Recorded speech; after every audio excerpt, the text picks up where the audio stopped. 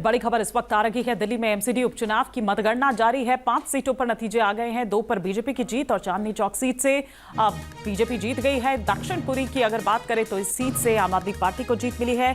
शालीमार बाग से बीजेपी की जीत हुई है और संगम विहार से कांग्रेस को जीत मिली है। ये बड़ी खबर इस वक्त आ रही है। जो जानकारी मिल रही है उसमें यह कि दक्षिणपुरी सीट से आम आदमी पार्टी और जिन वार्डों पर आपको बता दें कि ये उपचुनाव हो रहे हैं 12 वार्ड जिस पर मतगणना इस वक्त चल रही है उसमें से 12 में से 9 जो वार्ड्स हैं वो बीजेपी के पास थे, लेकिन वहीं अगर हम बात करें तो 3 आम आदमी पार्टी के पास थे। ये बड़ी खबर, ये बड़ी जानकारी इस वक्त मिल रही है और इसी पर और विस्तार से हम जानकारी लेते हैं। क्या तस्वीर, क्या निकलकर सामने आ रहा है। चांदनी चौक और शालीमार बाग सीट का जो हाल है वो यहाँ पर मिल रहा है राहुल की ये दोनों सीट बीजेपी के खाते में गई है, जबकि दक्षिणपुरी आम आदमी पार्टी के खाते में गई है। क्या अपडेट्स और आप तक पहुंच रही हैं?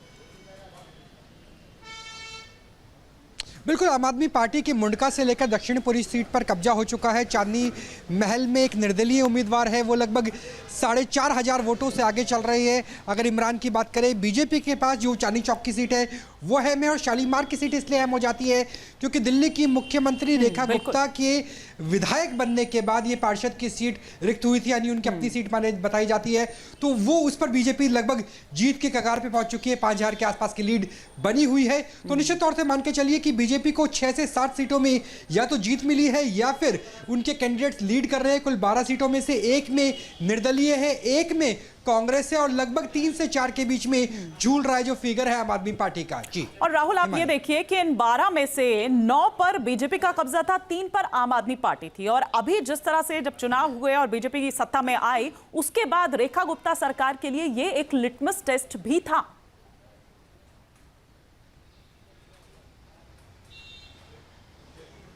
निश्चित तौर से, क्योंकि रेखा गुप्ता की अपनी सीट थी, इसके अलावा जो विधायक बने उनकी सीट रिक्त हुई थी। ऐसे में जो विधायक बन चुके हैं, क्या उनका असर अभी भी उनके पार्षद वार्ड के ऊपर मौजूद है, इसको लेकर के था। लेकिन लगता है कि बीजेपी की जो टेली इससे पहले 9 की थी 12 में से, अब वो कुछ हद तक कम हो सकती है, लगभग 6 और 7 के आसपास, यानी 2 से लेकर के 3 सीटों का बीजेपी को नुकसान होता हुआ अभी नजर आ रहा है। एक में इंडिपेंडेंट, एक में कांग्रेस और लगभग 3 सीटों में आम आदमी पार्टी। जी बिल्कुल, तो राहुल हमारे सहयोगी इस बाबत हमें यहाँ पर जानकारी दे रहे हैं और आप ये देखिए कि किस तरह से, जैसा कि हम पहले भी यहाँ पर बात कर रहे हैं कि ये एक लिटमस टेस्ट यहाँ पर था। आप नजर बनाए रखिए फिलहाल। बहुत शुक्रिया इस